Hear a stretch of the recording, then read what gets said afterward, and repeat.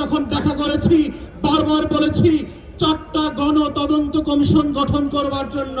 তার ভিতরে আজকের ইনকিলাব মঞ্চ যাদের কথা বলছে, যাদের দাবি নিয়ে আজকে হাজির হয়েছে, তাদের প্রত্যেকের ব্যাপারে আমরা বলেছি শাপলার গণহত্যার জন্য গণতদন্ত কমিশন করতে হবে, পিলখানার গণহত্যার জন্য গণতদন্ত কমিশন করতে হবে।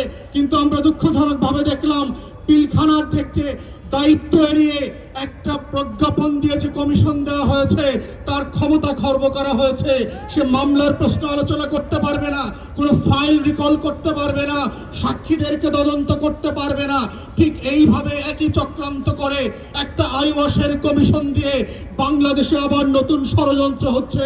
যারা 2009 সালে আমার স্বাধীনতা সার্বভৌমত্বের দুইটা ফোর্সকে এট এ টাইম ধ্বংস করে দিয়েছে, তাদেরকে বিচারিক আদালতের মাধ্যমে কমিশনের মাধ্যমে বাঁচিয়ে দেবার নতুন ব্লু কলার ক্রাইমের শুরু হয়েছে। এই কমিশনকে দায়িত্ব খর্ব করে যেটা করা হয়েছে সেটাকে আমরা প্রত্যাখ্যান করছি।